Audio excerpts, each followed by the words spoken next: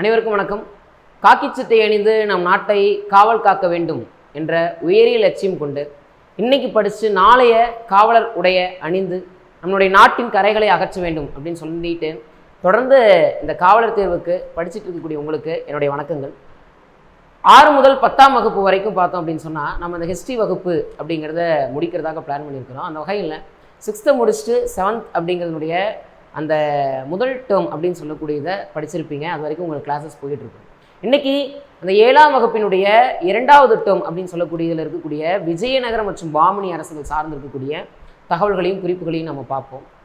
So இந்த காணொலி முழுமையாக பார்த்தோம் அப்படின்னு சொன்னால் நம்மளால் வரலாற்று ரீதியாக கேட்கக்கூடியதில் விஜயநகரம் பாமினி சார்ந்து கேட்கக்கூடிய கேள்விகளுக்கு மிக எளிமையாக நம்மளால் விடையளிக்க முடியும். ஸோ இந்த முதல் பாடமாக நமக்கு இன்றைய அந்த 7th செகண்ட் டேர்மில் இருக்கக்கூடிய ஃபஸ்ட்டு லெசனாக இருக்கக்கூடிய விஜயநகர பாமினியை பார்ப்போம். Right, okay. இப்போ பார்க்குறோம் விஜயநகர பாமினி அப்படின்னு சொல்லக்கூடியது. இதில் நம்ம பார்த்தோம் அப்படின்னு சொன்னால் இந்த விஜயநகர பாமினி அப்படின்னு சொல்லக்கூடியதில் நம்ம இந்த கேள்விகள் போவோம். இந்த கேள்விகளுக்கு முன்னாடி இருக்கக்கூடிய சில தகவல்கள் அப்படிங்கிறத நம்ம பார்ப்போம். இந்த விஜயநகர பாமினி அப்படின்னு சொல்லக்கூடியது நமக்கு ஆல்ரெடி பார்த்தோம் அப்படின்னு சொன்னால் நமக்கு வந்துட்டு இந்த டெல்லி சுல்தான்ஸ் இதெல்லாம் நம்ம படிச்சிருப்போம். டெல்லி சுல்தான்ஸ்லேருந்து அது எல்லாமே நம்ம பார்த்துருக்கக்கூடியதாக இருக்கும் முன்னாடி இருக்கக்கூடிய இந்த வரலாறு சார்ந்த பகுதிகள்.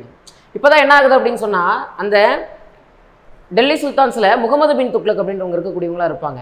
இப்போ அவங்களுடைய பீரியடில் நமக்கு சரியான ஒரு நிர்வாகம் அப்படிங்கிறதுனுடைய ஒரு ஆளுமை இல்லாத ஒரு காரணத்தினால நிறைய அரசுகள் தோண்டி இருக்கக்கூடிய நிலையாக இருக்கும்.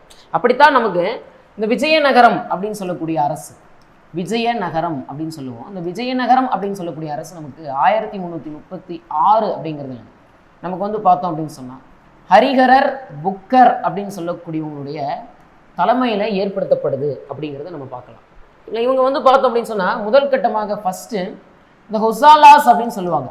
ஹொசாலர்கள், ஹொசாலாஸ் ஆஃப் கர்நாடகா. இங்கே தான் ஆட்சி அவங்களுக்கு கீழே ஒர்க் பண்ணவங்களாம் அந்த ஹரிஹரர் புக்கர் இருப்பாங்க. அதுக்கப்புறம் தான் அவங்க விஜயநகரம்ங்கிறத தோற்றுவிக்கிறாங்க அப்படிங்கிற ஒரு விஷயங்கள் அப்படிங்கிறது தான். சரி, அப்படித்தான் இந்த ஹொசாலாஸ் ஆஃப் கர்நாடகான்னு சொல்லக்கூடிய ஹொசாலர்களுக்கு கீழே வந்து துக்ளக் அப்படின்னு சொல்லக்கூடிய இந்த வம்சத்துக்கு கீழே துக்ளக், இவங்க முஸ்லீம் ரூலர்ஸாக இருக்கிறாங்க. இவங்களுக்கு கீழே ஒர்க் பண்ணிட்டு இருக்கக்கூடியவங்களும் அந்த ஹரிஹரர் புக்கர்னு இருக்கிறாங்க. இந்த விஜயநகரம் அப்படின்னு சொல்லக்கூடியதை நம்ம வந்து ஒரு ஹிந்து ரூலர்ஸாக நம்ம சொல்லலாம். அப்படி தான் இது தோற்றுவிக்கப்படுது. இதில் வந்து பார்த்தோம்னா சங்கம வம்சம் அப்படின்னு சொல்லிட்டு, அதாவது 1336 அப்படிங்கிறதுல இருந்து நமக்கு ஒரு 1485 பிரிவு. நெக்ஸ்ட் சாளுவ வம்சம், சங்கம சாளுவ வம்சம். இந்த சாளுவ வம்சங்கிறது 1485 இருந்து 1505. துளுவ வம்சம், இந்த துளுவ வம்சம் அப்படின்னு சொல்லக்கூடிய நமக்கு 1505 அப்படிங்கிறது ஒரு 1570. நெக்ஸ்ட் வந்து பார்த்தோம்னா அரவிடு வம்சம்னு சொல்லக்கூடிய வம்சம் 1570 இருந்து 1646. இதுதான் கடைசியாக நம்ம விஜயநகர அரசை சொல்லலாம். இது தோற்றுவிக்கப்படதை சொல்லலாம். அந்த 4 வம்சங்கள் இருக்குது. சார் இது எப்படி சார் கேட்பாங்க? நமக்கு கிரனாலஜிக்கலில் கேட்பாங்க, ஒரு கால வரிசைப்படுத்துக்களை நமக்கு கேட்பாங்க. அப்படி இல்லைன்னா இதை கொடுத்துட்டு இதை மேட்ச் த ஃபாலோவிங்கில் கேட்பாங்க. ஸோ அதனால் நம்ம இந்த கிரனாலஜிக்கலை பார்த்து வச்சுக்கணும். ஸோ இப்படித்தான் இந்த 4 வம்சங்கள் இருக்குது. இந்த வம்சங்களினுடைய ஆட்சியாளர்கள் என்ன, அவங்க என்ன பண்ணியிருக்கிறாங்க அப்படிங்கிறத நம்ம இந்த கேள்விகளின் மூலமாகவே நம்ம பார்ப்போம். ரைட், இப்போ பார்ப்போம்.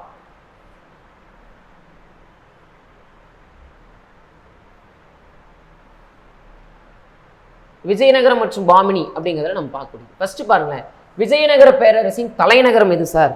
விஜயநகர பேரரசினுடைய தலைநகரம் என்ன சொல்லுவாங்க அப்படின்னு சொல்லி பார்த்தோம் அப்படின்னு சொன்னால் நம்ம வந்துட்டு இந்த ஹம்பி அப்படிங்கிறத நம்ம சொல்லலாம். ஹம்பி. ஆக்சுவலி இந்த ஹம்பி அப்படிங்கிறதுல ஸ்டார்டிங்கில் அந்த ஹரிஹரரும் புக்கரும் வந்து விஜயநகர அரசு தோற்றுவிக்கிறாங்க. அவங்க ஆட்சி புரியக்கூடிய நிலையில் இந்த விஜயநகரம் பாமினின்னு சொல்கிறோம் பார்த்தோமா, இந்த பாமினின்றவங்க முஸ்லீம் ரூலர்ஸாக இருப்பாங்க. முஸ்லீம் ரூலர்ஸ். இப்போ என்னவாகும்னா இவங்க 2 பேர்த்துக்கும் இடையில நமக்கு வந்துட்டு இந்த கிருஷ்ணா கோதாவரி அப்படின்றது, கிருஷ்ணா கோதாவரி, அதுக்கப்புறம் வந்து பார்த்தீங்கன்னா கிருஷ்ணா துங்கபத்ரா, இதெல்லாமே அந்த கர்நாடகா மகாராஷ்டிரா ரீஜன்ஸ் இருக்குல்லையே, அந்த ஒன்றிணைந்த பகுதிகளில் இருக்கக்கூடிய ஆறுகளாக இருக்கும். இப்போ இந்த கிருஷ்ணா கோதாவரி, கிருஷ்ணா துங்கபத்ரான்னு சொல்கிறோம் இல்லையா, இப்போ இந்த இன்பிட்வீன் அப்படிங்கிறதுனுடைய இந்த டெரிட்டரி சார்ந்து தான் இவங்க 2 பேருக்கு சண்டை வரும். எந்த எல்லை என்னுடையது அப்படின்ற மாதிரி சண்டை வரும். இதில் இந்த துங்கபத்ரா அப்படிங்கிறத நம்ம பார்க்குறோம் இல்லையா, அந்த துங்கபத்ராவினுடைய இந்த தெற்கு கரையில் இருக்கக்கூடியது தான் அந்த ஹம்பின்னு நம்ம சொல்கிறோம். கர்நாடகாவில் இருக்கக்கூடிய அந்த ரீஜியனில். அதுதான் ஹம்பி, அதுதான் அவங்களுடைய தலைநகரமாக இருக்குது. அப்படி தலைநகரமாக வைத்துத்தான் வந்து அவங்களுடைய ஆட்சிகளை ஸ்டார்ட் பண்ணுறாங்க. யார் சார்? ஹரிஹரர் புக்கர் அப்படின்றவங்க ஸ்டார்ட் பண்ணுறாங்க. இப்போ பாமினி அரசு அப்படிங்கிறனுடைய பரவி இருந்த பகுதிகள் என்ன அப்படின்னு சொன்னால், நம்ம வந்து இந்த மகாராஷ்டிரா கர்நாடகாவை சொல்லலாம். என்ன சொல்லலாம் அப்படின்னு சொன்னால், மகாராஷ்டிரா கர்நாடகா அப்படிங்கிறத சொல்லலாம். அப்போ இதற்கான விடை அப்படிங்கிறது மகாராஷ்டிரா கர்நாடகா. இந்த ரீஜியனில் தான் பாமினி அப்படிங்கிறது இருக்கும். அதனால தான் அவங்களுடைய சமகாலத்தம் அப்படிங்கிறனுடைய ரீஜியனில் அவங்க 2 பேரும் சண்டை போட்டுக்கக்கூடியதாக இருக்கும், போட்டி இருக்குது அப்படிங்கிறத நம்ம பார்க்கலாம். இப்போ சிருங்கேரி சைவ மடத்தினுடைய தலைவர் அப்படின்னா வித்யாரண்யர்னு சொல்லலாம். வித்யாரண்யர், அதாவது என்ன சார் வித்யாரண்யர் அப்படின்னா ஒன்றும் இல்லை, இந்த வித்யாரண்யர் அப்படின்றவங்க இருக்கிறாங்க இல்லையா, இந்த வித்யாரண்யர் தான் நம்ம ஆல்ரெடி பார்த்தோம்.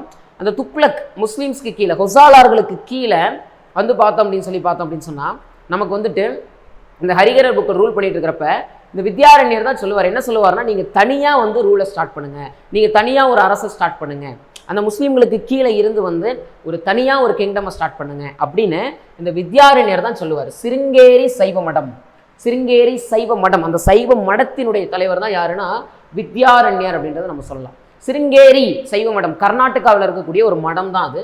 ஸோ வித்யாரண்யர்னு சொல்கிறோம். அதனால தான் அந்த விஜயநகர் ஸ்டார்டிங்கில் வந்து பார்த்தீங்க அப்படின்னா அந்த இடத்துல பார்த்தோம்னா பாருங்களேன், விஜயநகர பெருசு வேறு பெயர்னா வெற்றியின் நகரம்னு நம்ம சொல்கிறோம். வெற்றியின் நகரம்னு சொல்கிறோமா, வெற்றியின் நகரம்னு சொல்கிறோம், வெற்றி நகரம். அதே மாதிரி இந்த விஜயநகர அரசு விஜயநகரம்னு அழைக்கிறதுக்கு முன்னாடி என்னன்னா வித்யாநகர்னு அழைக்கப்படும்.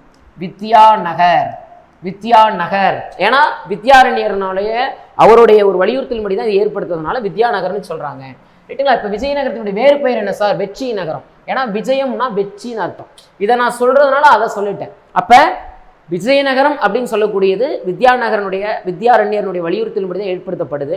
வித்யாரண்யர் அப்படின்றவனுடைய வலியுறுத்தலால் ஏற்பட்டப்பட்டதுனால அது என்னென்னு சொல்கிறோம்? வித்யாநகர் அப்படின்னு சொல்லி நம்ம சொல்கிறோம். விஜயநகரத்தின் வேறு பெயர் என்ன? வெற்றியின் நகரம்னு நம்ம சொல்கிறோம். ரைட்டுங்களா? சரி, பார்ப்போம் இப்படித்தான் ஸ்டார்ட் பண்ணி போயிட்டு இருக்குது அப்படிங்கிறத பார்ப்போம். ரைட்டுங்க? சங்கம வம்சத்தின் கடைசி அரசர் யாரு அப்படின்னு கேட்குறேன். நமக்கு சங்கம வம்சம் அப்படிங்கிறத நீங்கள் பார்த்தீங்கன்னா ஹரிஹரர் புக்கர் அப்படின்றவங்களால் ஏற்படுத்தப்படும். சங்கம வம்சம் அப்படிங்கிறது யாரால சார் ஏற்படுத்தப்படும் அப்படின்னு சொல்லி நீங்கள் பார்த்தீங்க அப்படின்னா, இந்த சங்கம வம்சங்கிறது நம்ம ஹரிஹரர் புக்கர் நம்ம சொல்லியிருக்கிறோம். அதுக்கப்புறம் தான் வந்து பார்த்தோம் அப்படின்னு சொன்னால் நமக்கு வந்துட்டு 2ஆம் ஹரிஹரர் அப்படின்றவங்க வருவாங்க. 2ஆம் ஹரிஹரர் அப்படின்றவங்க வருவாங்க. அதுக்கப்புறம் வந்து பார்த்தோம் அப்படின்னு சொல்லி பார்த்தோம்னா முதல் தேவராயர் அப்படின்னு சொல்லுவோம். முதல் தேவராயர். அடுத்தது வந்து பார்த்தோம்னா 2ஆம் தேவராயர். இவங்கெல்லாம் வரக்கூடியவங்களாக இருப்பாங்க. ஸோ இவங்க எல்லாமே இதில் இந்த 2ஆம் தேவராயர் தான் சிறந்த அரசராக சொல்லுவோம். சிறந்த அரசர்.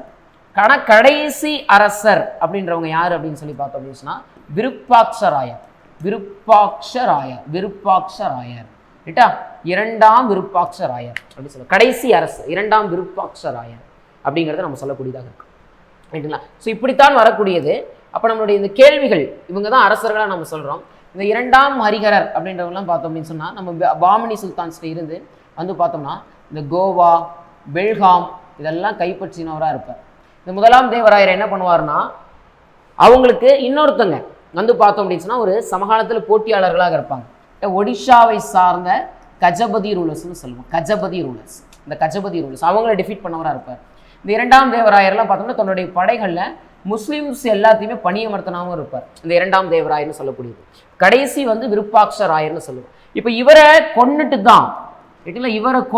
தான் கில்டுபை, சரிங்களா, கொன்னுட்டு தான் வருவாங்க. யார் அப்படின்னா சாளுவ நரசிம்மர். இவர் வந்து அவங்களுக்கு கீழே ஒரு படைத்தளபதியாக இருப்பார். இவர் தான் சாளுவ நரசிம்மர்னு சொல்லி இவர் தான் சாளுவ வம்சத்தை தோற்றிருப்பார். இப்போ இவருக்கு கீழே தான் வந்து பார்த்தோம் அப்படின்னு சொன்னால் இவருக்கு ஒரு படைத்தளபதி இருப்பார். படைத்தளபதி யார் அப்படின்னு சொல்லி பார்த்தோம்னா துளு வம்சத்தை தோற்றிருப்பார். துளுவை இந்த சாளுவ நரசிம்மர்னு சொல்லுமா, துளுவை யாருன்னா நரச நாயக்கர்னு சொல்லுவோம். நரசநாயக்கர் அப்படின்னு சொல்லுவோம். நரசநாயக்கர். இப்படி தான் துளுவ வம்சம் ஸ்டார்ட் ஆகுது சார் அப்படிங்கிற ஒரு விஷயம். சரிங்களா? ஸோ இதுதான் விஷயம். இங்கே நம்ம மேலே கேள்விகளை நம்ம பார்ப்போம். கொடுத்துருக்கக்கூடியதில்லை.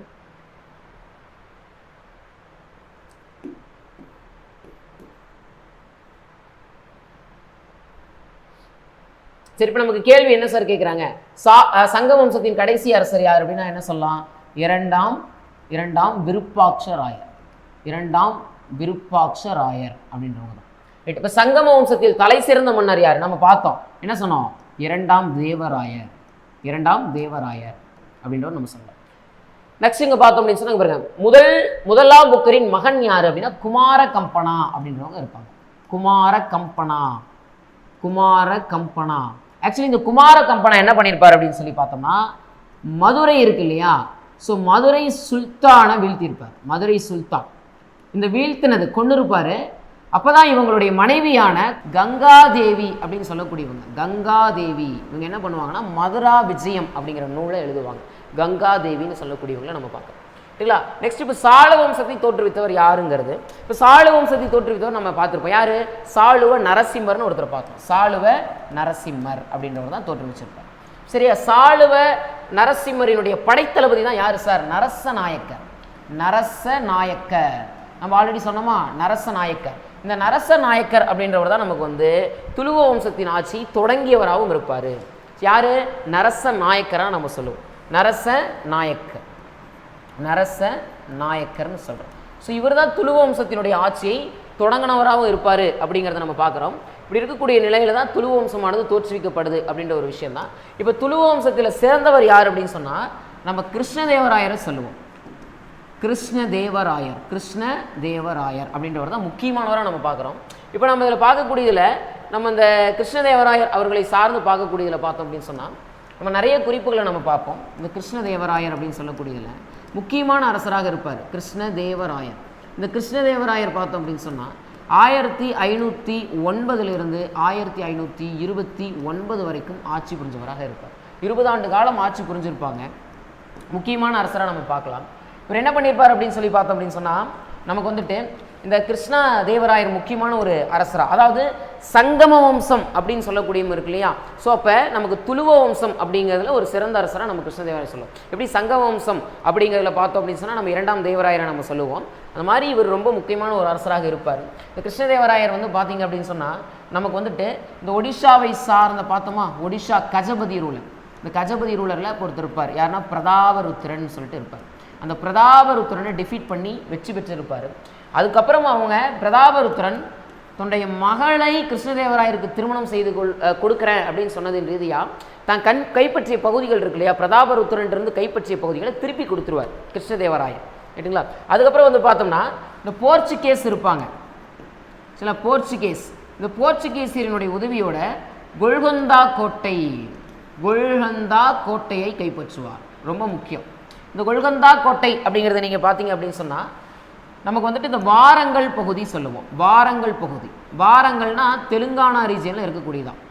சரிங்களா? இந்த தெலுங்கானா அவங்க இதில் ராஜா கிருஷ்ணதேவ் தான் அதை கட்டியிருப்பார். இந்த ராஜா கிருஷ்ணதேவ் தான் கட்டியிருப்பாங்க.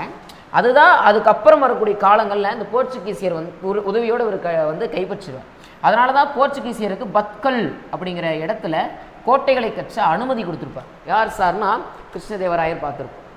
நெக்ஸ்ட் வந்து பார்த்தோம் அப்படின்னு சொன்னால் இந்த போர்ச்சுகீசியர்கள் அதனுடைய உதவியாக ஒரு பத்கல் கொடுத்துருப்பார். ரொம்ப ஒரு நட்பு பாராட்டினதாக இருப்பார். மற்றும் வந்து பார்த்தோம் அப்படின்னு சொன்னால் இந்த கிருஷ்ணதேவராயர் நாயங்கரா முறைன்னு சொல்லுவோம். நாயங்கரா முறைன்னு சொல்லுவோம். இந்த நாயங்கரா முறை அப்படிங்கிறத நீங்கள் பார்த்தீங்கன்னா நமக்கு வந்துட்டு தமிழ் அப்படின்னு சொல்லக்கூடியது நாயக் கட்டணம்னு சொல்லுவோம். தெலுங்கில் நாயக் தானம்னு சொல்லுவோம். தெலுங்கில் நாயக் கரம்னு சொல்லுவோம். கன்னடத்தில் நாயக் தானம்னு சொல்லுவோம். ரைட்டுங்களா? அதாவது நமக்கு வந்து பார்த்தோம்னா நாயக் கட்டணம் அப்படிங்கிறது வந்து பார்த்தோம்னா தமிழில் சொல்லக்கூடியது. அதுவே வந்து பார்த்தோம் அப்படின்னா நாயக் தானம் அப்படின்னு சொல்கிறோம் அப்படின்னு சொன்னால் இது வந்து பார்த்தோம்னா கன்னடத்தில் சொல்லுவோம். கன்னடம் அப்படிங்கிறத சொல்லுவோம். அதுவே வந்து நாயக்கரமுன்னு சொல்லுவோம். நாயக்கரமு அப்படிங்கிறது தெலுங்கில் சொல்லுவோம். தெலுங்கு அப்படின்னா என்ன சார்னா இவங்க அரசர்களுக்கு கீழே இருக்காங்க பார்த்தோமா, அவங்க தான் நாயக்கர் முறை. செஞ்சி நாயக்கர், மதுரை நாயக்கர், தஞ்சை நாயக்கர், அதுதான் அந்த நாயங்கரா முறை. அது கிருஷ்ணதேவராயர் அவர்கள் கொண்டு வந்ததாக இருக்கும். அப்படி தான் கொண்டு வருவாங்க. அதுக்கு அவங்களுக்கு ஹெல்ப் பண்ணுறவங்களாக தான் பின்காலத்தில் நமக்கு வந்து பாளையக்கார முறை அப்படிங்கிறது வரக்கூடியதாக இருக்குது. ஸோ இந்த நாயக்கார முறை ஸ்டார்ட் பண்ணுவார். அதுக்கப்புறம் வந்து பார்த்தோம்னா இந்த கோவில்களில் கோபுரங்கள் உயரமாக அமைக்கக்கூடிய ஒரு விஷயம் அப்படிங்கிறது இவர் தான் இனிஷியேட் பண்ணுவார். சில அதை தான் வந்து பார்த்தோம் அப்படின்னு சொல்லி பார்த்தோம்னா நமக்கு வந்து கிருஷ்ணதேவராயர் ஒரு முக்கியமாக அழைக்கப்படக்கூடியதாக இருக்கும். ஸோ நெக்ஸ்ட் வந்து பார்த்தோம்னா நீர்ப்பாசன வசதிகள் இது எல்லாமே மேற்கொள்ளக்கூடியவராக இருப்பார். இவருடைய அவை அப்படிங்கிறதுல வந்து அஷ்டத்திக் கஜம்னு சொல்லுவோம். அஷ்டத்திக் கஜங்கள், அதாவது அஷ்டத்திக் கஜங்கள் அவையில் இருக்கக்கூடியது. அப்படின்னா 8 பேர்னு அர்த்தம். அஷ்டம்னா 8, அதில் தான் அல்லசாணி பெத்தனா, நந்தி திம்மனா இவங்கெல்லாம் இருக்கக்கூடியவங்களாக இருப்பாங்க. ஸோ ஒரு முக்கியமான ஒருத்தராக இருப்பார். இவர் தன்னுடைய வெற்றி துணை சிம்மாச்சலம் அப்படிங்கிற இடத்துல வெற்றி துணை ஏற்படுத்துவார். ஆந்திராவில் இருக்கக்கூடிய விசாகப்பட்டினத்துக்கு அருகில் இருக்கக்கூடிய அங்கே தான் சிம்மாச்சலம், அங்கே தான் தன்னுடைய வெற்றி தூண் அப்படிங்கிறத கிருஷ்ணதேவராயர் ஏற்படுத்துவாருங்கிறத நம்ம பார்க்கலாம். ரைட்டா? வெற்றி தூணை ஏற்படுத்தினார் அப்படின்ற விஷயங்கள் இருக்குது.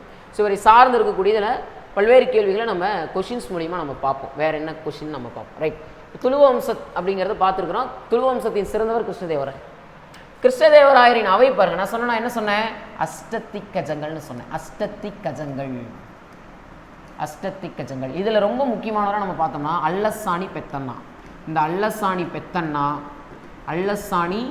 பெத்தண்ணான்னு சொல்லுவோம். நெக்ஸ்ட் தெனாலிராமன் ரைட்டா? அல்லசாணி பெத்தண்ணா தெனாலிராமன் பார்த்து வச்சுக்கணும்.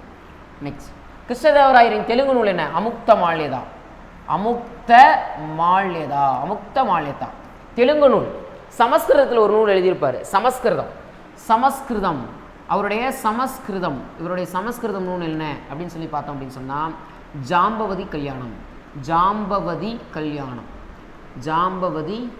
கல்யாணம். இதே மாதிரி தெனாலிராமனுடைய ஒரு நூல் இருக்கும், பாண்டுரங்க மாத்தியம்.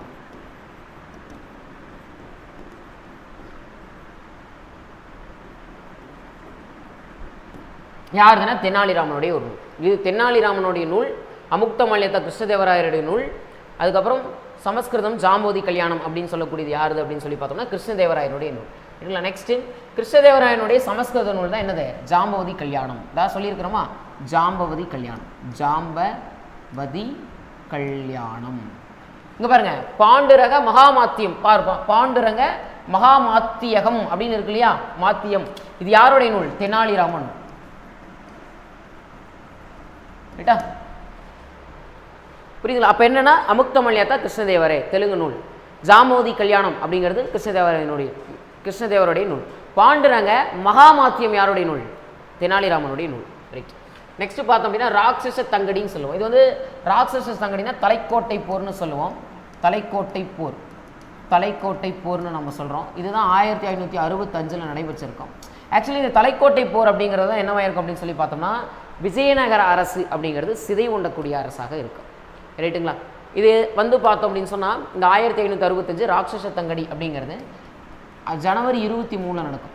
இப்போ தான் என்னவாகும் அப்படின்னு சொல்லி பார்த்தோம் அப்படின்னு சொன்னால் நமக்கு வந்துட்டு இந்த ராட்சச தங்கடி போர்னு நம்ம சொல்லுவோம் இல்லையா, ஆக்சுவலி இது நம்ம எல்லாமே பார்த்துருப்போம். ஸோ நடத்த அப்படியே நோட் பண்ணி படிச்சுட்டு வந்துட்டோம் அப்படின்னு சொன்னால் நமக்கு எளிமையாக ஈஸியாக புரியக்கூடியதாக இருக்கும்.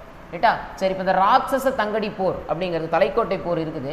இப்போ இந்த தலைக்கோட்டை போர் அப்படிங்கிறதுல என்ன சார் ஆகும், தலைக்கோட்டை போர் அப்படிங்கிறதுல என்ன சார் அப்படின்னு சொல்லி பார்த்தோம் அப்படின்னு சொன்னால் இந்த தலைக்கோட்டை போர் அப்படிங்கிறதுல தான் வந்து அப்படின்னா என்னங்கிறத நம்ம பார்ப்போம்.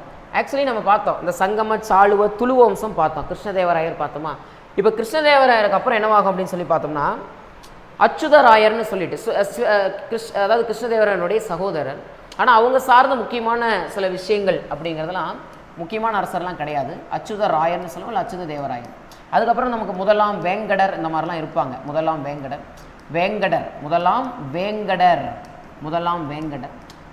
ஏன்னா அட்லாஸ்ட் வரக்கூடியவங்க தான் யார் அப்படின்னு சொன்னால் சதாசிவராயர்னு ஒருத்தர் வர்றார். சதாசிவராயர். இந்த சதாசிவராயர் வந்து ரொம்ப வயது குறைந்தவராக இருப்பார். குறைவான வயது தான் இவருக்கு. இப்போ குறைவான வயது அப்படிங்கிறதுடைய காரணமாக யார் வராங்க அப்படின்னு சொன்னால் இவருடைய பேரில் ராமராயருங்கிறவர் பகர ஆளுநராக ஆட்சி செய்கிறார். ஆனால் அவர் யாரை சொல்கிறாங்கன்னா கிருஷ்ணதேவராயருடைய மருமகனாக சொல்கிறாங்க. அவர் தான் மருமகன், கிருஷ்ணதேவராயருடைய மருமகன். யாருக்கு பதிலாக சதாசிவராயர் அவருடைய பகர ஆளுநர். பகர ஆளுநர்னா என்ன சார், அவங்க அரசர், ஆனால் உண்மையான அதிகாரம் இவர்கிட்ட தான் இருக்கும். அதுதான் பகர ஆளுநர். அப்படி இப்படி தான் ஆட்சி செய்கிறாரு. இப்படி ஆட்சி செய்கிறப்ப தான் இந்த பீரியடில் தான் நமக்கு தலைக்கோட்டை போர் நடக்குது. இந்த தலைக்கோட்டை போர் அப்படின்னு சொல்லக்கூடியதில் ஒரு பக்கம் யார் அப்படின்னு சொன்னால் விஜயநகர அரசு வெர்சஸ் யார் அப்படின்னு சொன்னால் அந்த முஸ்லீம் ரூலர்ஸ் எல்லாமே இருக்கக்கூடியவங்க, முஸ்லீம்ஸ் தான் எல்லாமே. அந்த பாமனி சுல்தான்ஸ்னு சொல்லுவோமே அவங்க தான். யாருன்னா எந்தெந்த ரீஜியனை சார்ந்தவங்க அப்படின்னு சொல்லி பார்த்தோம் அப்படின்னு சொன்னால் பிஜப்பூர்னு நம்ம சொல்கிறது, பிஜப்பூர். அதுக்கப்புறம் கொல்கொந்தான்னு சொல்லக்கூடியது கொல்கொந்தா. நெக்ஸ்ட்டு வந்து பார்த்தோம் அப்படின்னு சொன்னால் பிஜப்பூர், கொல்கொந்தா அப்படிங்கிறது. நெக்ஸ்ட்டு அகமது நகர். நெக்ஸ்ட்டு பீடார், அப்புறம் பெரார் அப்படின்ற இந்த சுல்தான்ஸ். இதெல்லாம் பார்த்து வச்சுக்கணும். இவங்க தான் போரிடுறாங்க, இதில் இவங்க தான் ஜெயிச்சிடுறாங்க. இவங்க தான் ஜெயிப்பாங்க. இந்த ராமராயர் வந்து கொலை செய்யப்பட்டுருவார், போரிலேயே கொலை செய்யப்பட்டுருவார். அதுக்கப்புறம் தான் இந்த ராமராயர் இருக்கிற மொத்தமாக ராமராயர் இருக்கிறார் இல்லையா, இந்த ராமராயர் அவருடைய வந்து பார்த்தோம் அப்படின்னு சொல்லி பார்த்தோம்னா அவர் கொலை செய்யப்பட்டோன்னே இவருடைய சகோதரர் இருப்பார். இவருடைய சகோதரர் யாருன்னா திருமலை தேவராயர். திருமலை தேவராயர் திருமலை தேவராயர் இவர் இந்த சதாசிவராயர் இருப்பார் மருமை, இவங்களோட சேர்ந்து இவங்க தப்பிச்சு போயிடுவாங்க. தப்பிச்சு போயிட்டு தான் அரவிடு வம்சத்தை ஸ்டார்ட் பண்ணுவாங்க. கான்செப்ட் புரியுதுங்களா? ரைட்டா? இப்போ பார்த்தோம் அப்படின்னு சொன்னால் நமக்கு இருக்கக்கூடியதில் தான் திருமலை தேவராயர். திருமலை தேவராயர் அப்படின்றவர் தான். ரைட்டா? சரிங்க, பார்ப்போம், கேள்விகளை நம்ம பார்ப்போம். இப்போ பாருங்க, ராய கோபுரங்களை உருவாக்கியவர் யார்? கிருஷ்ணதேவராயர். கிருஷ்ணதேவராயர் அதான் நம்ம பார்த்தோம். அதாவது கோபுரங்கள்லாம் பெரிய பெரியமாக ஹைட்டாக வந்து கோபுரங்களுக்கு முக்கியத்துவம் கொடுப்பார். அதனால தான் ராய கோபுரங்களை உருவாக்கியவர் கிருஷ்ணதேவராயர்னு சொல்லுவோம். அல்லது கிருஷ்ணதேவராயர் உருவாக்கிய கோபுரம் என்ன? ராயகோபுரம். நெக்ஸ்ட் வந்து பார்த்தோம்னா அரவிடு வம்சத்தை தொடங்கியவர் பார்த்தோமா, திருவளை தேவராயர். ஏன் சார் எதுக்காக தொடங்குறாரு? அதை தான் நம்ம லாஸ்ட் இதுக்கு முன்னாடி இருக்கக்கூடிய குறிப்புகளில் பார்த்தோம். ரைட்டா? என்ன குறிப்புகளில் பார்த்தோம்? தப்பிச்சு போயிடுறாங்க, தலைக்கோட்டை போரில் தப்பிச்சு போய் தான் ஸ்டார்ட் பண்ணுறாங்கன்னு பார்த்துருக்குறோம். ரைட்டா? நெக்ஸ்ட் பாருங்கள், அரவிடு வம்சத்தின் தலைநகரம் இதுதான் பார்ப்போம். தலைநகரம் என்ன? பெணுகொண்டா. ரைட்டா? சாரி, பெணுகொண்டா அப்படின்னு சொல்லுவோம். பெணுகொண்டா. ரைட்டா? பெணுகொண்டா சந்திரகிரிக்கு போவாங்க. அங்கே தான் இந்த திருமலை தேவராயர் பெணுகொண்டாவை தலைநகராக வைத்து ஸ்டார்ட் பண்ணுறாங்க. நெக்ஸ்ட் விஜயநகரம் பேரரசு எந்த ஆண்டு வீழ்ச்சி விட்டுறதுன்னு கேட்பான். நமக்கு எந்த ஆண்டு அப்படின்னு சொன்னால் நம்ம ஆல்ரெடி சொல்லியிருக்கிறோம். அதாவது இந்த 1646 கடைசியாக தலைக்கோட்டை போருக்கு அப்புறம் கூட, அதுக்கப்புறம் தான் அரவிடு வம்சம் ஸ்டார்ட் பண்ணுறாங்க. அப்படியே கொஞ்சம் கொஞ்சமாக போயிட்டு இருக்கோம். சொல்கிறது புரியுதுங்களா? அந்த 1570ங்கிற பீரியடில் பார்த்தோமா, 70 to 1646 அந்த பீரியடில் 46 வீழ்ச்சியாக நம்ம சொல்கிறோம். நெக்ஸ்ட் வந்து பார்த்தோம் அப்படின்னு சொன்னால் விஜயநகர பேரரசு இருக்கு இல்லையா, அந்த விஜயநகர பேரரசு அப்படின்னு சொன்னால் விஜயநகர பேரரசு அப்படிங்கிறதுனுடைய நாணயம் பார்த்தோம் அப்படின்னா பாருங்கள், நாணயம் வந்து வராகன்னு சொல்கிறோம். என்ன சொல்கிறோம்? வராகன். ஆக்சுவலி இந்த வராகன் அப்படின்னா நம்ம பக்கோடா அப்படின்னு சொல்கிறாங்க. இதை தான் தமிழில் நம்ம என்ன சொல்கிறோம் அப்படின்னு சொன்னால் வராகன்னு நம்ம சொல்கிறோம். வராகன்னு சொல்கிறோம். ஆக்சுவலி இந்த வராகன்லாம் நீங்கள் பார்த்தீங்கன்னா நமக்கு இந்த ஐரோப்பியர்கள்னு சொல்லுவாங்க. ஐரோப்பியர்கள் யாரை சார் சொல்லுவாங்க? வந்து போர்ச்சுகீசியர்களை சொல்லுவாங்க, டேனியலை சொல்லுவாங்க, டச்சுக்காரர்களை சொல்லுவாங்க, ஆங்கிலேயர்களை சொல்லுவாங்க, ஃப்ரெஞ்சுக்காரர்களை சொல்லுவாங்க. ஆனால் இதில் எல்லாத்துலேயும் ஆங்கிலேயர் தான் மற்றவங்கள ஓவர் கம் பண்ணதுனால ஆங்கிலேயர்கள் நம்ம நாட்டை சிறப்பாக ஆட்சி செஞ்சாங்க. ரைட்டா? சிறப்பாக ஆட்சி செய்யலை, ரொம்ப ஆட்சி செஞ்சாங்க, ரொம்ப நாள் ஆட்சி செஞ்சாங்க. அதுதான் காலப்போக்கில் என்ன ஆகி போச்சு அப்படின்னு சொன்னால் நம்மளுடைய ஆட்கள் ஆங்கிலேயரை எதிர்த்தாங்கிறத நம்ம பார்த்துருக்கிறோம். அப்படித்தான் ஆங்கிலேயரை எதிர்க்கக்கூடிய இந்த ஃப்ரெஞ்சுக்காரங்க இவங்க எல்லாத்தையும் நம்ம எதிர்காலத்தில் பார்ப்போம். வேலுநாச்சியார், புலித்தேவர்லாம் இந்த ஃப்ரெஞ்சுக்காரங்கள்லாம் என்ன பண்ணுவாங்க அப்படின்னு சொல்லி பார்த்தோம்னா தீரன் சின்னமலை இவங்கெல்லாம் ஃப்ரெஞ்சுக்காரர்கள்ட்ட உதவி நாடுவாங்க. புரியுதுங்களா? ஏன்னா எதிரிக்கு எதிரி நண்பனுங்கிற மாதிரி இருக்கும். அதில் தான் ஆங்கிலேயர்கள் மற்றவங்க எல்லாத்தையும் சிறப்பாக டிஃபீட் பண்ணிவிட்டு என்ன பண்ண ஆரம்பிச்சிட்டாங்க? ஆட்சி செய்ய ஆரம்பிச்சிட்டாங்க. ஆங்கிலேயரை எதிர்க்கிறதுக்கு பெருமளவில் படைகளுங்கிறது இல்லாத ஒரு காரணம் அப்படிங்கிற ஒரு விஷயம் தான். ரைட்டா? சரி, இப்போ தான் அதெல்லாம் நீங்கள் பார்த்தீங்கன்னா இந்த திப்பு சுல்தானுடைய ஆட்சி காலம்லாம் சொல்கிறோம்ல, இந்த திப்பு சுல்தான்லாம் இருக்கார் இல்லையா, இந்த திப்பு சுல்தானுடைய பீரியட்லாம் பார்த்தீங்கன்னா இந்த வராகன் சொல்கிறோம் இல்லையா, பக்கோடா. இந்த பக்கோடா ஒரு பக்கோடா ஒரு 3.5 ரூபாய்க்கு சமமாக சொல்லப்பட்டதாக இருந்துச்சான். அந்த பக்கோடா தான் தமிழில் வராகன்னு சொல்கிறோம். ஸோ வராகன் தான் அதை நம்ம பார்க்கக்கூடியது. ரைட்டா? நெக்ஸ்ட் தொழில்சார் அமைப்புகள் பார்த்தீங்கன்னா கில்டுகள்னு சொல்லுவாங்க. கில்டுகள் அதாவது கைவினை தயாரிக்கிறதெல்லாம் இருக்கு இல்லையா, கைவினை பொருட்கள் தயாரிக்கிறது, இந்த மாதிரி இருக்கக்கூடிய அந்த அமைப்புகளை தான் கில்டுகள்னு சொல்கிறாங்க. இந்த பர்மாவிலிருந்து ஆக்சுவலி இதில் என்ன அப்படின்னு சொன்னால் நமக்கு சீனா இருக்கு இல்லையா, சீனாவிலிருந்து பட்டு பெறப்பட்டிருக்கும். அதே மாதிரி மலபார் இருக்குமா, மலபார் இருக்கு இல்லையா, மலபார்லேருந்து வாசனை பொருட்களை வாங்கியிருப்பாங்க. வாசனை பொருள் நமக்கு பர்மாவிலிருந்து பார்த்தோம்னா விலை உயர்ந்த ரத்தின கற்கள்லாம் வாங்கியிருப்பாங்க. ரத்தின கற்கள் அப்படின்னு சொல்லுவாங்க. ரத்தின கற்கள் மற்றும் பார்த்தீங்கன்னா நமக்கு வந்து இந்த அரேபியாலாம் இருக்குமா, அரேபியா ஈரான் இங்கிறதெல்லாம் பார்த்தோம் அப்படின்னா குதிரைகளை இறக்குமதி செஞ்சுருப்பாங்க. பார்த்து வச்சுக்கணும், குதிரை அரேபியா. புரியுதுங்களா? அரேபியா அப்படின்னு சொல்லக்கூடிய இடங்கள்லாம் நமக்கு குதிரைகள் இறக்குமதி செய்யப்பட்டதாக இருக்கும் அப்படிங்கிறத நம்ம பார்க்கலாம். இதெல்லாம் நம்ம வணிகம் சார்ந்து இருக்கக்கூடிய தகவல்கள். நெக்ஸ்ட் பாருங்க, பாமினி அரசை பற்றி நம்ம பார்க்குறோம். இந்த பாமினி அரசுங்கிறது என்ன சார்? பாமினி அரசுங்கிறது வந்து பார்த்தோம் அப்படின்னா எப்படி ஏற்படுத்தப்படுது? இந்த பாமினி அரசு அப்படின்னு சொல்லக்கூடியதில் இருக்கக்கூடிய அந்த முக்கியமான அந்த டேட்டாஸுங்கிறது என்னவாக இருக்குது அப்படிங்கிறது எல்லாமே நம்ம பார்ப்போம். நம்ம ஆல்ரெடி பார்த்துருக்குறோம். இந்த விஜயநகர அரசு அப்படின்னு சொல்லக்கூடியனுடைய ஒரு சமகாலமாக அவர்களோடு போட்டியிட்ட அரசு தான் யார் அப்படின்னு சொல்லி பார்த்தோம்னா எந்த அரசு? பாமினி சுல்தான்ஸ் அப்படிங்கிறத நம்ம சொல்லலாம். ரைட்டுங்களா? ஸோ இதில் அந்த பாமினி சுல்தான்ஸ் அப்படின்னு சொல்லக்கூடியதில் யாரெல்லாம் ஆட்சி செஞ்சுருக்கிறாங்க, அந்த பாமினி சுல்தான்ஸினுடைய அவங்க வரக்கூடிய அரசர்கள் யார் இருக்கிறாங்க, அவங்க சார்ந்து இருக்கக்கூடிய தகவல்கள் என்ன அப்படிங்கிறத நம்ம சில கேள்விகள் அப்படிங்கிறத நோக்கத்தில் நம்ம பார்ப்போம். ரைட்டா? அது வரைக்கும் விஜயநகர அரசு பார்த்துருப்போம். ஸோ விஜயநகர அரசு எப்படி, அதில் யார் என்ன, அந்த வம்சங்கள் இதை சார்ந்து இருக்கக்கூடிய தகவல்களை பார்த்துருக்குறோம். இப்போ நெக்ஸ்ட்டு பார்த்தோம் அப்படின்னு சொன்னால் பாமினி சுல்தான்ஸை நம்ம பார்ப்போம்.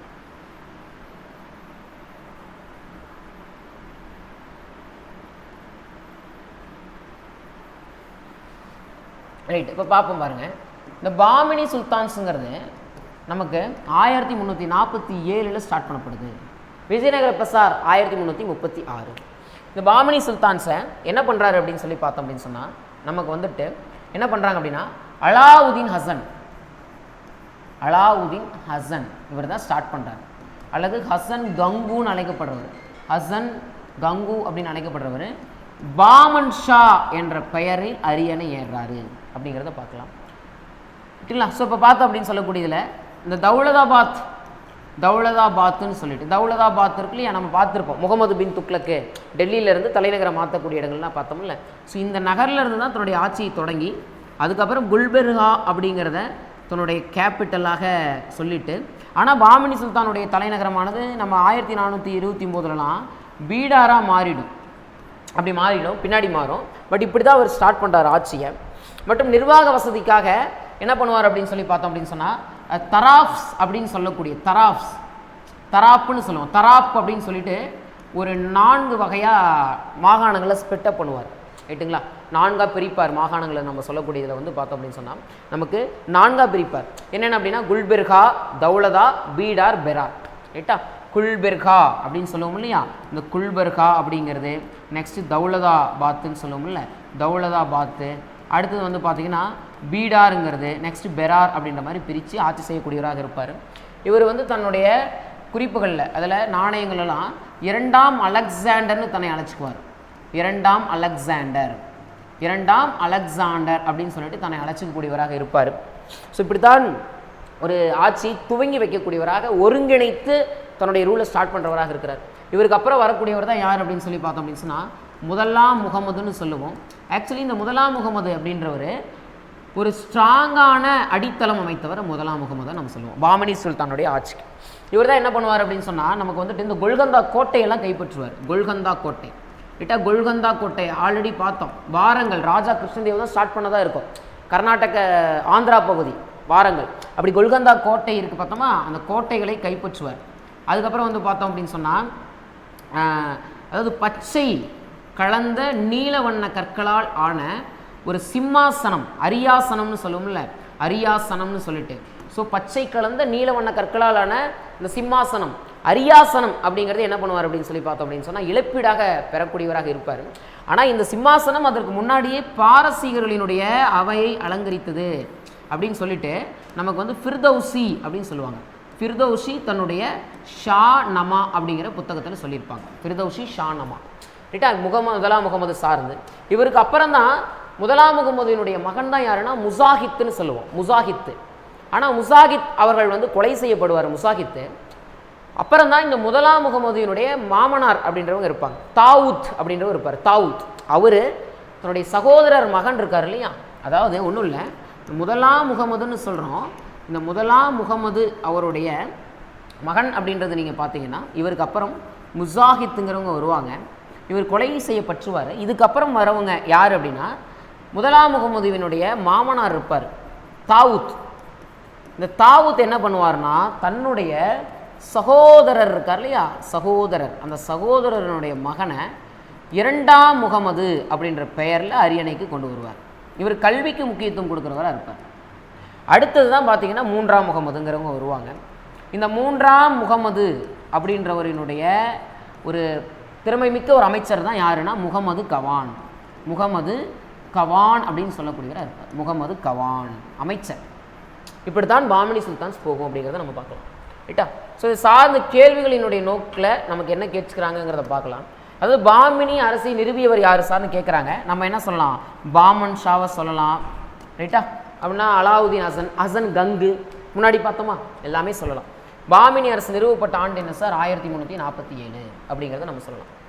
நம்ம நெக்ஸ்ட் என்ன சார் கொடுத்துருக்குறோம், பாமினி அரசின் தலைநகரம் எது சார் அப்படின்னு கேட்குறோம். நம்ம ஆல்ரெடி சொன்னோம், இந்த தௌலதாபாத்லேருந்து ஸ்டார்ட் ஆகி குல்பர்கா அப்படிங்கிறது நகரை சொல்லிட்டு கடைசியில் குல்பர்கா தலைநகராக இருக்கும். நமக்கு இந்த 1429 எது மாறும், பீடார் தலைநகரமாக மாறும். ரைட்டா. ஷானமா நூலை இயற்றியவர் யார் சார்னு கேட்குறோம். நம்ம என்ன சொன்னோம், ஃபிர்தௌசி. ஷானமா ரைட்டா யார், ஃபிர்தௌசி ஷானமா. FIRDAUSI ஃபிர்தௌசின்னு நம்ம சொல்லுவோம். அதில் தான் என்ன சொல்லுவார் அவர், அந்த முதலாம் முகமது பெற்றிருக்கக்கூடிய அந்த இழப்பீடாக பெற்ற பச்சை கலந்த நீல கற்களாலான சிம்மாசனம் பாரசீகர்களினுடைய இதில் இருந்துச்சு அப்படின்னு சொல்லியிருப்பார். நம்ம பார்த்தோம். நெக்ஸ்ட் பாமணி அரசை ஒருங்கிணைச்சவர் யார், எல்லாரையும் சேர்த்து அந்த பாமணி அரசு அப்படிங்கிறது வந்து அந்த ஒருங்கிணைத்தவராக ஒரு ப்ராப்பராக கொண்டு வந்து அதை ஸ்டார்ட் பண்ணதுன்னா நம்ம இவரை சொல்லலாம். யார் அப்படின்னு சொல்லி பார்த்தோம்னா நமக்கு இந்த அலாவுதீன் ஹசன் அப்படின்றவங்கள சொல்லலாம். ரைட். 3ஆம் முகமதியினுடைய பிரதம அமைச்சர் யார் அப்படின்னு சொன்னால் முகமது கவான் ஒருத்தர் சொன்னமே, இவர் தான் இந்த கவான் முக்கியமானவர். இவர் என்ன பண்ணுவார்னா ஒரு 3000 எழுத்து பிரதி புக்ஸு அதை பீடாரில் வந்து பார்த்தோம் அப்படின்னு சொன்னால் கொண்ட ஒரு லைப்ரரி நூலகம் மாதிரி ஸ்டார்ட் பண்ணுவார். ரொம்ப முக்கியமானவர் இவர். வந்து பார்த்தோம் அப்படின்னு சொன்னால் இந்த பாரசீக வெடிமருந்து, அந்த பாரசீக வல்லுநர்கள் இருக்காங்க இல்லையா, வல்லுநர்கள் இவங்களை வைத்து என்ன பண்ணியிருப்பார் அப்படின்னு சொன்னால் விஜயநகருக்கு எதிராக ஒரு போர் பெல்காமில் நடக்கும். அந்த பெல்காம் போரெல்லாம் வெடிமருந்தெல்லாம் இது பண்ணியிருப்பார். ஆனால் இவர் என்ன பண்ணிடுவாருன்னா நிர்வாகிகள், இந்த இராணுவம், இந்த ஆளுநர்கள் சார்ந்த தலையீடுகள் அதிகமாக தலையிட ஆரம்பிப்பார். என்னென்னா வந்து அவங்கவுங்க குறிப்பிட்ட பகுதிக்கு மட்டும்தான் அவங்க ஆட்சி செய்கிற மாதிரியும் அவங்கள தன்னுடைய கன்சலுக்கு வச்சுக்கிற மாதிரி முகமது கவான் செயல்படுவாங்க. இதை என்ன பண்ணிவிடுவாங்கன்னா இவங்க இந்த ரூலர்ஸ் இருக்கிறாங்க இல்லையா, அவங்களுக்கு கீழே இருக்கிற அமைச்சர்கள், அவங்க வந்து 3ஆம் முகமதுகிட்ட தப்பாக சொல்லுவாங்க. இவர் ரொம்ப ஆதிக்கம் செலுத்துறாரு, நான் தான் மன்னன் மாதிரி பண்ணுறாருன்ற மாதிரி சொல்லுவாங்க. அதாவது 3ஆம் முகமதுடைய அமைச்சர் யாருன்னா யார், பிரதம அமைச்சர் கவான், இவர் தான் ஆட்சி செய்வார். ஆனால் இப்படி சொன்னோன்னே அரசர் என்ன பண்ணிடுவார்னா இவரை கொலை செய்ய சொல்லிடுவார். அந்த மாதிரி தான் போகக்கூடியதாக இருக்கும். ஸோ இப்படித்தான் வந்து பாமணி சுல்தான்ஸ் அப்படிங்கிறது முடிவரக்கூடியதாக இருக்கும். இதில் நீங்கள் பார்த்தீங்க அப்படின்னு சொல்லி பார்த்தோம் அப்படின்னு சொன்னால் நம்ம பார்த்துருக்கக்கூடியதில் இந்த விஜயநகர அரசு அப்படிங்கிறனுடைய சார்ந்து இருக்கக்கூடிய அந்த தகவல்கள் மற்றும் அவங்களுடைய ரூல் அப்படிங்கிறது என்ன ஏது, அவங்களுடைய அந்த வம்சங்கள் என்ன, அதில் முக்கியமான அரசர்கள் யார், பாமணி சுல்தான்ஸில் யார் அப்படின்னு சொல்லிட்டு, மற்றும் அந்த நூல்கள் அப்படின்னு சொல்லக்கூடியது சார்ந்து இருக்கக்கூடியதில். ஸோ இதெல்லாமே நம்ம பார்த்துருக்கக்கூடியதாக இருக்கும். ஸோ அடுத்தது வேறு ஒரு லெசனோட நம்ம நாளைக்கு சந்திப்போம். நன்றி, வணக்கம்.